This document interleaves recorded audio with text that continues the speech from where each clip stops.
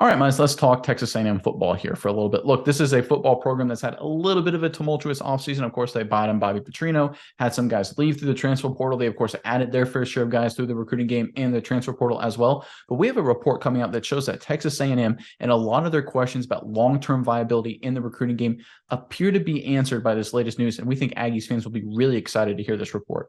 Yeah, Nick, I think the Aggies fans are going to love this. They've been making a lot of solid additions, rather, on each side of the football. But I'm not talking about this year. I want to talk about the past years. And I want to know from the Aggies fans in the comments below, who's been your favorite Texas A&M defender of all time? There's some really elite level guys out there. And I think there's a lot of really great answers. But dig deep. Let us know. Who is your favorite Texas A&M defender of all time? Let us know in the comments below. But Nick, who is the latest addition to the Texas A&M team that is going to bring them over the top? Yeah, Miles, let's get right into it. If you want to go ahead and throw up the report, I'll read from it. This is from Hayes Fawcett over at On3 Sports. Broke this news.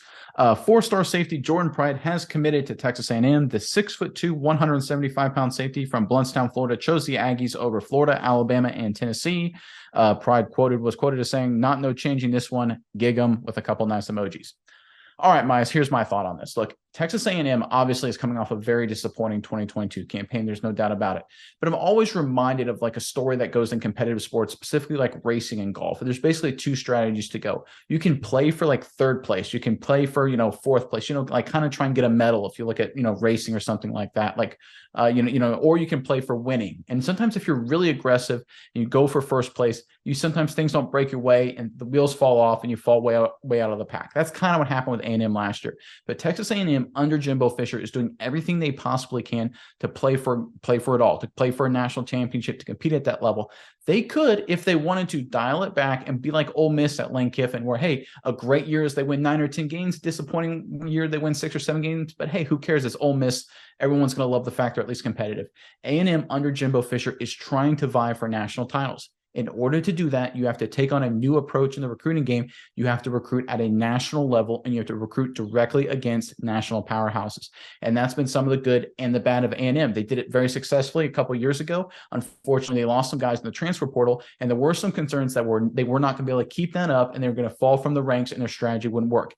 I think this commitment is a sign that their strategy is working and they can compete and continue to compete at the national level when it comes to recruiting. Because I want to focus on the guys that were able to get Pride, who also had some attention. If you look at him, he picked his offers over Florida, obviously a big-time program. Alabama, that's probably the number one contender along with Texas and Oklahoma that A&M is vying for on a national level when it comes to recruit. And of course, you can throw Tennessee in the mix as well, another program kind of on A&M's level in terms of trying to reach that national status again. So the fact that A&M was able to go out and get Pride, I think to me really solidifies the case that their strategy of being a national program. And look, there's going to be ups and downs as they work to get there, right? They could play conservative and not have some of the downs like last year, but they're being aggressive. They're trying to compete on a national level. And I think this commitment here is a sign they may continue to get it done. Miles, what are your thoughts on this commitment, just everything with this Aggies program right now? Yeah, Nick, I think it was huge because they're able to go down to Florida and pluck one of the better players from the state away from the teams down there. Because I also have reports saying there are other schools not really as high up as Florida, Alabama, and Tennessee, but you see Florida State was in the mix there. You see Auburn was in the mix there, some other big-time SEC schools. But amongst all of those teams, Texas A&M, comes, plucks them right in, out of Florida into Texas. So it's a big-time get. But this guy is more than just a football player, Nick. He is an extremely good athlete, and I'm going to get into it here.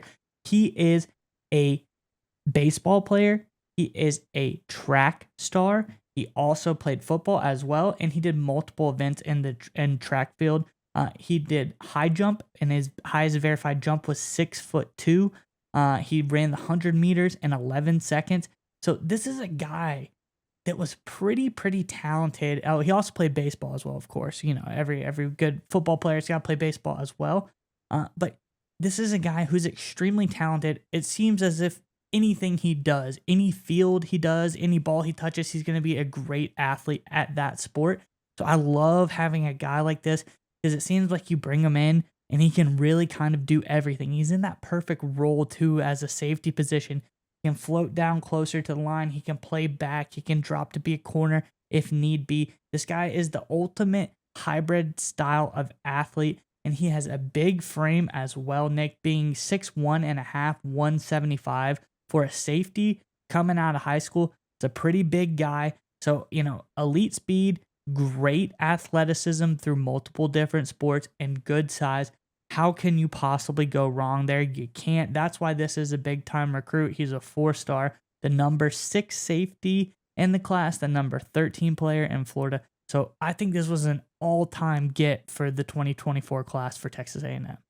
And again, we talk about it all the time, Miles. What do we always say? Good recruiting begets better recruiting, right? You get some high quality commits in the door, suddenly more high quality commits want to come in the door. And again, if A&M wants to continue their strategy of competing at a national level for the 2024 class specifically, they really needed to start getting these commitments from some of these big time recruits that were garnering national attention like this guy was. So I think this is a great first and early step for Texas A&M as they try and lock in more and more commitments on a national competitive level into the program for the 2024 class.